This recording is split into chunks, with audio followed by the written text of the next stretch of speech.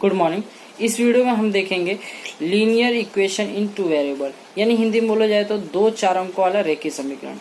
इनमें हम देखने वाले हैं कि इनके विधि कितने होते हैं और इनके रूपांतरण यानी कि इनका अरेखीय समीकरण को रेखीय समीकरण में कैसे बदलता है, यह रूपांतरण देखेंगे। तीसरे में देखेंगे अनुप्रयोग। अनुप्रयोग का अर्थ यह है कि शब्द में प्रश्न दिए होंगे, उन्हें समीकरण द्वारा सॉल्व करने होंगे। तो फर्स्ट है विधि। विधि में पहला विधि है युगपत समीकरण, दूसरा है आलेख विधि, तीसरा है क्रमर के नियम। तो आइए देखते हैं युगपत समीकरण। दो चार अंक वाले रेखीय समीकरण, इंग्लिश में linear equation in two variable. इसके 3 कंसेप्ट होते हैं: विधि, योग्य रूपांतरण, अनुप्रयोग। विधि में दो चार अंक वाले रेखीय समीकरण की विधि 3 होते हैं। पहला तो है युगपत रेखीय समीकरण, दूसरा है आलेख, तीसरा है क्रैमर का नियम। ये तीनों विधि से समीकरण को सॉल्व किया जाएगा। योग्य रूपांतरण का मतलब यह होता है अरेखीय समीकरण को रेखीय समीकरण में बदलना होगा। अनुप्रयोग मतलब होता है जितने जो भी समीकरण रहेंगे वो शब्द में रहेंगे और उन्हें उन प्रश्नों का समीकरण के रूप में लेके आके उसको सॉल्व करने होंगे। दो चार अंक वाले रेखीय समीकरण की पहचान यह होती है कि इनके जो चारांक होते हैं वो एक्स और वाई होते हैं। अल्फाबेट कोई भी ABCD से लेके ए से लेके जेड तक कोई भी चारांक हो, लेकिन उनके चारांक 2 होते हैं, एक्स या फिर वाई, ए या फिर बी, सी या फिर डी, कोई भी ले सकते हो। लेकिन उनके जो घात होते हैं, उनके जो चारांक वाले जो पद होते हैं, उनके जो घात होते हैं वो कितने होने, वो 1 होने चाहिए। तो वह दो चार अंकों वाले रेखीय समीकरण कहलाते हैं। यदि उनके घात माइनस में हो या फिर 1 से अधिक हो तो वह रेखीय समीकरण दो चार अंक वाले रेखीय समीकरण नहीं होते हैं। दो चार अंक वाले रेखीय समीकरण कैसे होते हैं मैं यहाँ पे उदाहरण पे बता रहा हूँ। देखिए यहाँ पे चारांक दिए गए हैं x, y, m, n, p, q। देखिए यहाँ पे इसके घात कुछ नहीं, मतलब क्या होता है, 1 होता है। तो इसके घात 1 होता है तो वह रेखीय समीकरण होता है। और जिसके अभी ये देखो अपॉन में है, तो अपॉन में मतलब कि जब ये नीचे होता है तो घातांकी नियम के अनुसार इसके घात कुछ नहीं, मतलब कि 1 है, लेकिन ये अपॉन में है। तो जब अपॉन होता है तो इसके जो ये माइनस में आ जाता है, जिसका घात है वो माइनस में आ जाता है। लेकिन हमारा घात रेखीय समीकरण जो दो चार अंक वाले रेखीय समीकरण का रूल ये बता रहा है कि अगर वो +1 में है तो वह रेखीय समीकरण रहेगा, वरना फिर ये नहीं रहेगा। लेकिन ये तो माइनस में है तो इसलिए रेखीय समीकरण नहीं रहेगा। और ये देखिए तीसरे में इसके घात साफ 2 दे दिया गया है, तो इसके घात 2 है तो इसके वजह से ये रेखीय समीकरण नहीं है। दो चार अंक वाले रेखीय समीकरण के हम लोग ने पहचान देख लिया, लेकिन अब हम लोग विधि में आते हैं, यानी कि तरीका करने के तरीके में आ जाते हैं। तो पहला तरीका हम लोग देखते हैं युगपत रेखीय समीकरण। तो पहला विधि है युगपत रेखीय समीकरण।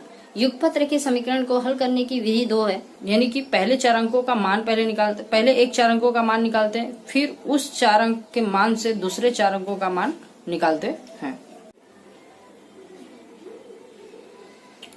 युगपत समीकरण के विधि के पहले क्वेश्चन है, युगपत समीकरण के विधि के पहले क्वेश्चन है 3a + 5b = 26 एंड सेकेंड समीकरण है a + 5b = 22। तो इसको पहले हम लोग हल कैसे करते हैं वो देखिए। तो जैसा है वैसे ही लिख दोगे। ये जैसा है 3a + 5b = 26, इसको समीकरण 1 करके ऐसा लिख दोगे। और जो सेकेंड वाला है उसको इस तरह लिखोगे a + 5b = 22 इक्वेशन 2। यानी जैसा है सेम टू सेम वही लिख देना, बस इसको इक्वेशन 1 करना है, इसको इक्वेशन 2 करना है।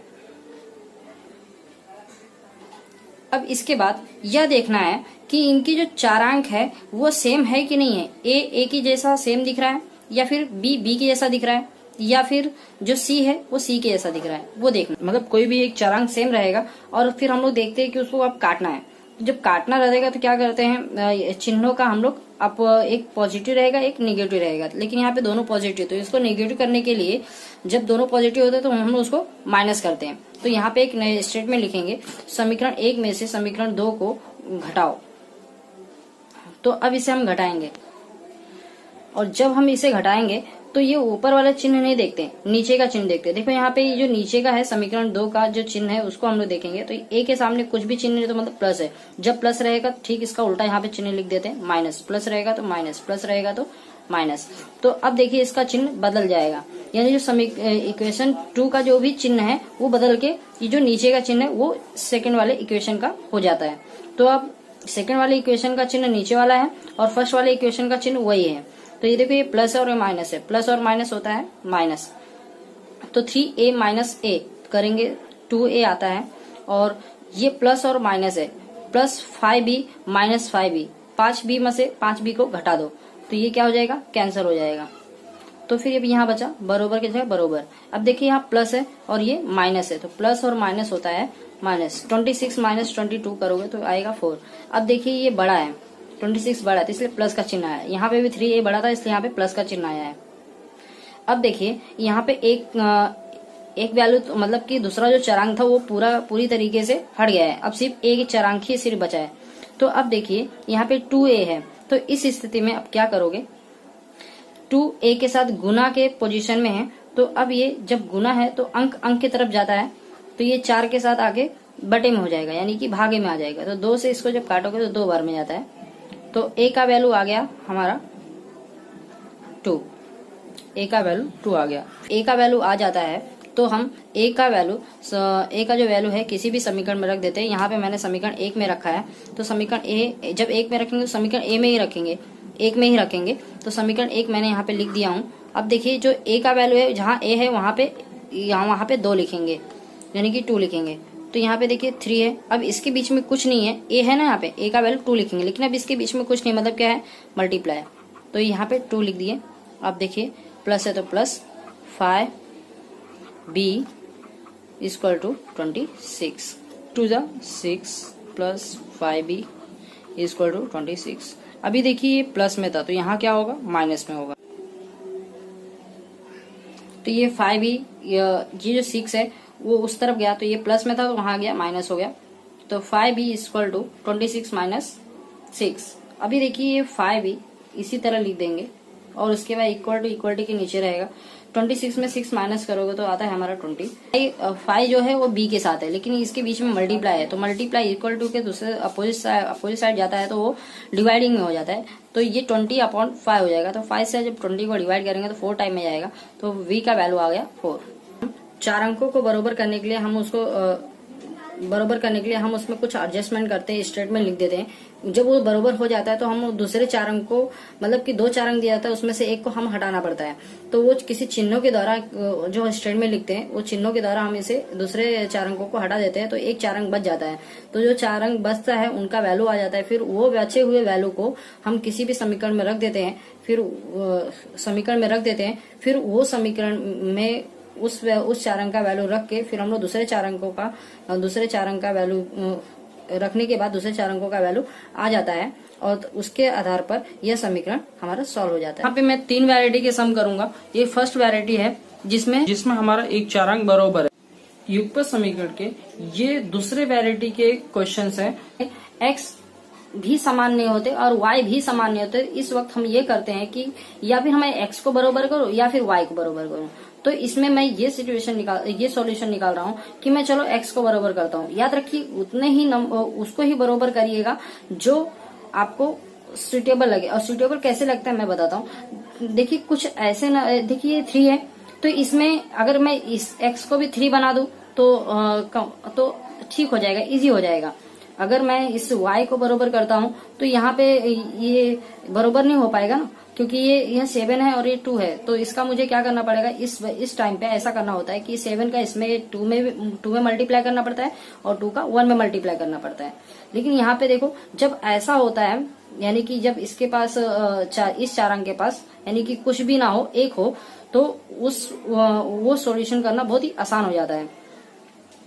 तो देखिए यहाँ पे 3 नहीं है और यहाँ पे 3 है, यानी 3 यहाँ पे है और 3 यहाँ पे नहीं है। तो ये क्या करेंगे, x में 3 का, यानी कि समीकरण 1 में 3 का मल्टीप्लाई करेंगे। तो यहाँ पे मैं लिख देता हूँ। तो देखिए मैं यहाँ x को, ये समीकरण 1 को समीकरण 2 के x 4 अंक है उसके बरोबर करने के लिए मैं समीकरण 1 में 3 का गुना करूंगा। तो इस तरह पहले मैं स्टेटमेंट लिखूंगा समीकरण 1 में 3 का गुना करने पर। तो समीकरण 1 में सभी चार अंकों में 3 का गुना करेंगे। तो जैसे x के साथ 3 का गुना किया गया, फिर 7y के साथ 3 का गुना किया गया, फिर 10 में 3 का गुना किया गया। तो देखो यहाँ गुना करने के बाद क्या आ रहा है, तो ये 3 का गुना x में करेंगे तो 3x आएगा, प्लस 7 का अंक के साथ होता है, अक्षर के साथ नहीं होता है गुना, तो अंक के साथ होगा। 7 का 3 में मल्टीप्लाई करेंगे तो 21 आता है और ये y होगा। 10 3 जा 30। तो जब ये नया समीकरण दिखता है तो इसे हम लोग नया समीकरण लिखते हैं। देखो 2 हो गया था, तो ये तीसरा समीकरण है। देखिए जब ये 3 का गुना हम लोग समीकरण 1 में कर दिए तो ये समीकरण नंबर 3 बन गया। तो समीकरण 3 जब बन गया, 2 को हम लोग इसके नीचे लिख दिया। अब देखिए हमारा ये जो x चारांक है वो सेम हो गया है। जब सेम हो गया तो अब हम लोग क्या करते हैं, जो सेम होता है उसको काट देते हैं। तो ये दोनों प्लस में है, तो प्लस कभी करता नहीं है, उसको निगेटिव बनाना पड़ता है। तो हम लोग इसको क्या करेंगे, समीकरण 3 को 2 में घटाएं। समीकरण 3 को 2 में घटाने पर, तो देखिए इस तरह से भी आप लिख सकते हो। यहाँ पे ऐसा ब्रैकेट कर देना। फिर ये जब घटाने पर होगा तो ये प्लस है तो ये माइनस होगा, माइनस है तो प्लस होगा, और ये प्लस है तो माइनस हो जाता है। तो अब देखिए जो समीकरण 2 का चिन्ह है वो नीचे वाला होता है, ऊपर वाला मतलब इनके जो बाजू वाला होता है वो नहीं होता। तो देखिए माइनस और प्लस होता है, माइनस और प्लस माइनस होता है, तो 3 में से 3 घट जाएगा, और इसके बाद प्लस और प्लस प्लस होता है। तो एक केस में 2 जोड़ोगे तो कितना होता है, 23 होता है, 23y। अब ये प्लस प्लस प्लस ही होता है, तो प्लस का चिन्ह लिखेंगे यहाँ पे। अब देखिए बरोबर देखिए यहाँ प्लस है और ये माइनस है, तो 30 में 7 माइनस करोगे तो 23 आता है। प्लस है तो प्लस का चिन्ह आएगा। अब देखिए जो 23 है y के साथ गुने में है, तो यहाँ क्या हो जाएगा नीचे, तो यहाँ पे अभी ये जब गुने में तो वहाँ क्या हो जाएगा, डिवाइडिंग हो जाएगा, यानी कि भाग में हो जाएगा। 23 भागे 23, तो 23 से 23 कैंसिल होगा 1 टाइम में, तो y का वैल्यू आ गया हमारा 1। कोई भी एक चारांक का वैल्यू आ जाता है तो वो चारांक का मान किसी भी समीकरण में रख देते हैं। तो मैंने यहाँ पे समीकरण 1 में रख दिया हूँ। तो देखो y का वैल्यू 1 आया, तो मैं यहाँ पे अभी लिखूंगा 7, जहाँ पे y है वहाँ पे 1 लिखूंगा और फिर इसे सॉल्व कर दूंगा। फिर देखिए यहाँ पे 7 होता है और ये 10 आ गया, ठीक है। फिर ये 7 प्लस में, तो वहाँ पे दूसरे अपोजिट साइड मतलब बरोबर के दूसरी तरफ जाएगा तो वो माइनस में हो जाता है, तो ये प्लस है तो माइनस हो गया। तो x का वैल्यू आ गया हमारा 3 आ जाता है। x और y का वैल्यू आ गया, x का वैल्यू आया था हमारा 3 और y का वैल्यू आ गया 1। तो ये हमारा युगपत समीकरण सॉल्व हो गया। 1 और समीकरण 2 के चारांक सेम नहीं है, तो इस विधि से इसे सॉल्व किया जाता है। पहले तो इनके चारांकों का गुना किया जाता है, चारांकों को गुना करके इन्हें सेम किया जाता है, फिर इसे जोड़ घटाव किया जाता है, फिर उसका एक चारांक का वैल्यू आ जाता है, फिर उस चारांक का वैल्यू दूसरे किसी भी समीकरण में रखने के बाद दूसरे चारांक का वैल्यू आ जाता है, फिर हमारा समीकरण सॉल्व हो जाता है। ये सेकेंड वैरायटी का ही सम है, लेकिन ये अपॉन में अक्सर स्टूडेंट को इसमें दिक्कत हो जाते हैं, इसलिए मैं इसे भी सॉल्व कर दे रहा हूँ। तो हर जो होता है वो उसी समीकरण के दोनों पक्षों में गुना कर देते हैं। 3 है तो 3 का सभी में गुना कर दोगे, और यहाँ पे 4 है तो 4 का समीकरण 2 के सभी जितने भी है उसमें सब में गुना कर दोगे। ये जो मतलब ये भिन्न में आ गए हैं क्वेश्चन, इसे हम लोग सरल रूप देने के लिए जो हमारा हर होता है उससे ही उस सभी में हम गुना कर देते हैं। उसमें तो करते हैं, बाद में सभी में करते हैं, यानी कि समीकरण 1 के जितने भी हैं, जो भी लिखा होगा सब में हम लोग इसके जो हर रहता है वो सबका गुना कर देते हैं। यानी कि इसमें 3 का सब में गुना कर देंगे, इसका 4 है तो 4 का सब में गुना कर देंगे। तो तो अभी देखिए जो हर का हम समीकरण में गुना करेंगे, तो पहले हम लोग उसको सरल रूप बनाते हैं। सरल रूप किस तरह बनाते हैं, देखिए पहले यहाँ नरेशन ऐसा लिख देते हैं, समीकरण 1 तथा 2 को सरल रूप देने पर।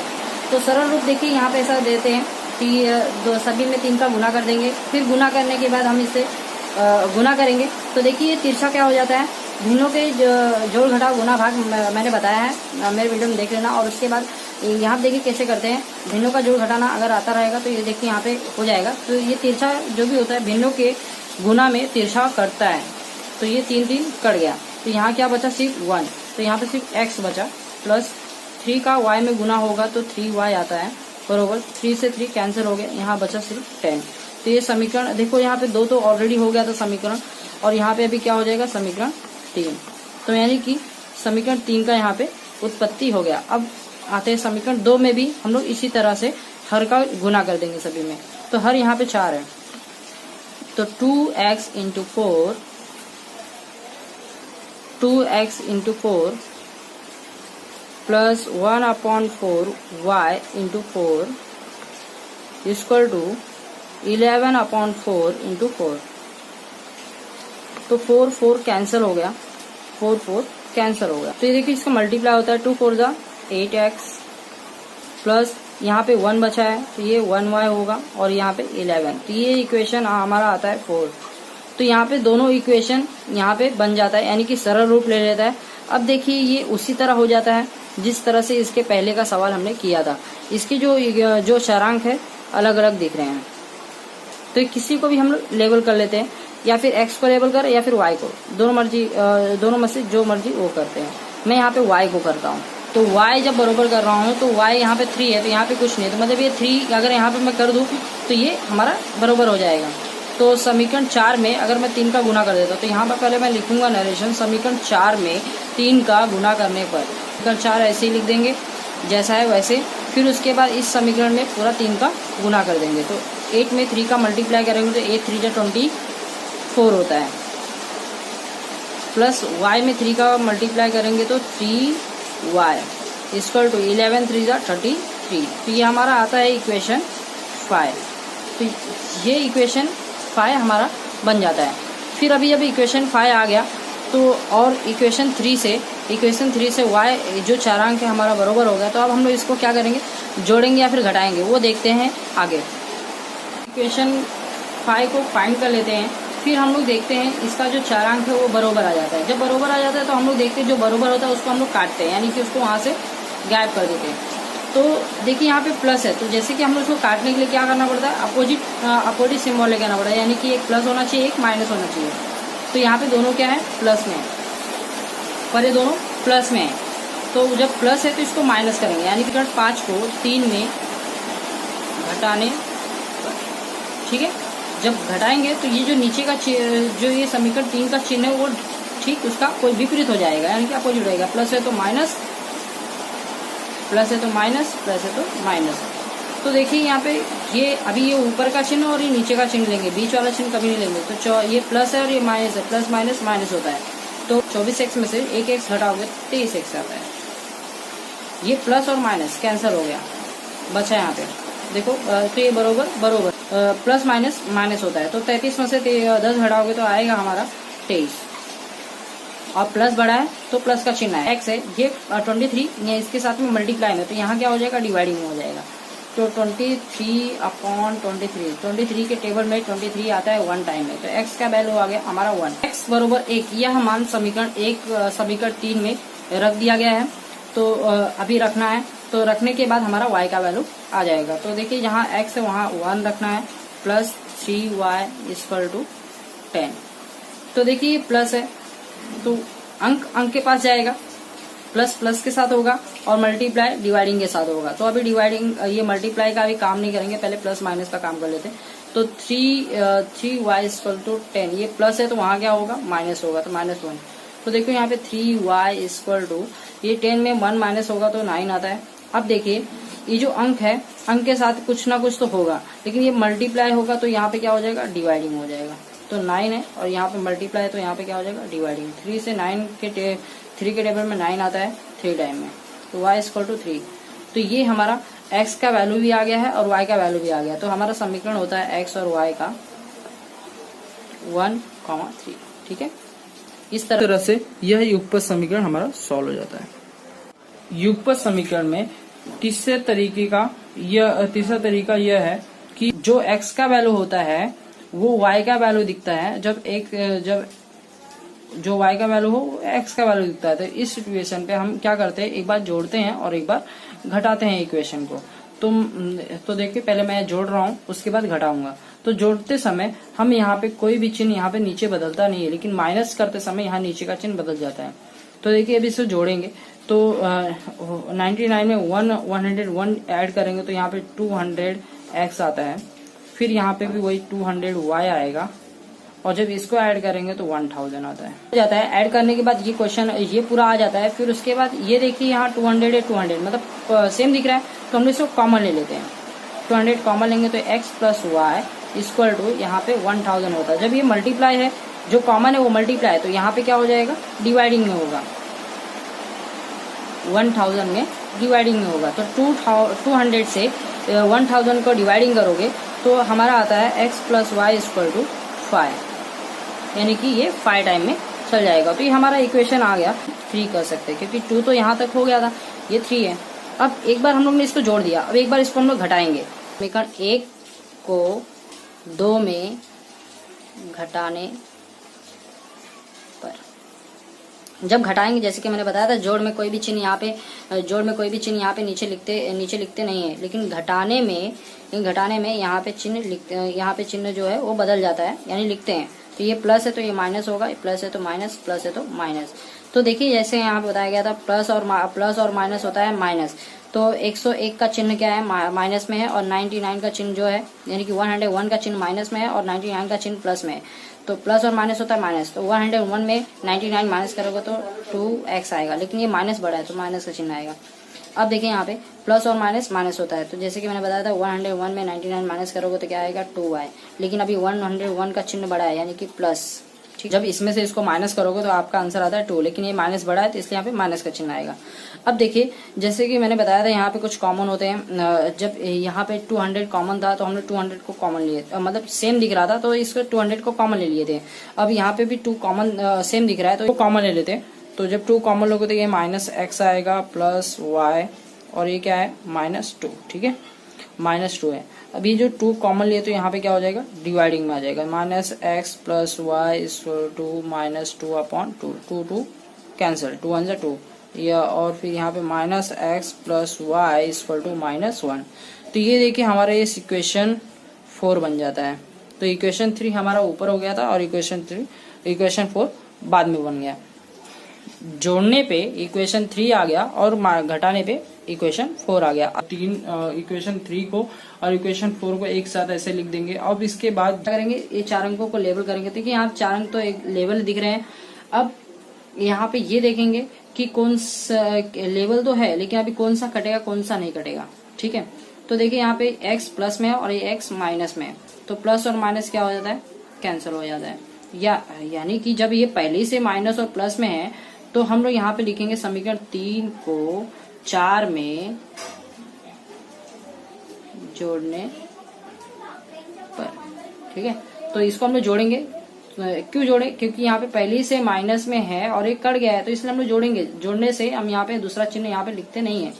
तो अब यहाँ क्या बचा, y, तो प्लस प्लस में है तो एक y और एक y, यानी क्या हो गया 2y बरोबर। अब देखो 5 में 1 क्या बोला गया, माइनस करने के लिए, तो यहाँ पे आ गया 4 और प्लस बड़ा है तो इसलिए प्लस का चिन्ह है।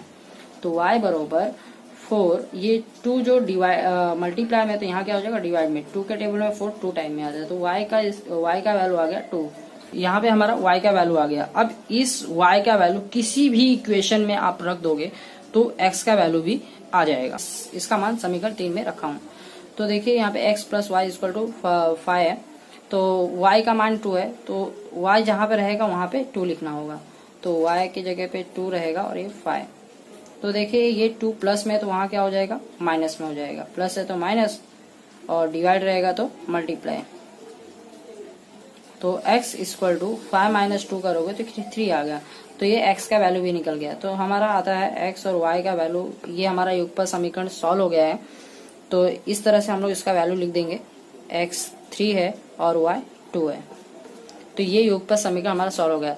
अगर कभी भी एक दूसरे के ठीक अपोजिट होता है, यानी कि x का वैल्यू y को दिया गया है और y का वैल्यू x को दिया गया है, ऐसे कुछ रहता है, तो इसे इस तरह से किया जाता है। एक बार जोड़ दिया जाता है इसको, एक बार घटा दिया जाता है, फिर उससे जोड़ने से कुछ नया इक्वेशन आ जाता है, नया इक्वेशन आता है, और घटाने से कुछ नया इक्वेशन आता है। फिर जब वो नया इक्वेशन आ जाता है, फिर हम लोग उसको 4 अंक का वैल्यू लेके आने के लिए उसको हम लोग जोड़ते हैं या फिर घटाते हैं। जब y का वैल्यू आ जाता है तो फिर y का वैल्यू किसी और समीकरण में रखने के बाद x का वैल्यू भी आ जाता है, जिसकी वजह से हमारा युगपत समीकरण सॉल्व हो जाता है। आई होप कि आपको युगपत समीकरण के सभी सम समझ में आ गए होंगे। आशा करता हूँ कि आप आप इस वीडियो को देखते देखते आप प्रॉब्लम को सॉल्व कर रहे होंगे और आपको समझ में आ गया होगा। अब हम आते हैं आलेख विधि में। यह वीडियो बहुत बड़ा होते जा रहा था, जिसके कारण हम इसे पार्ट में डिवाइड करके इसे बनाने वाले हैं। जय हिंद।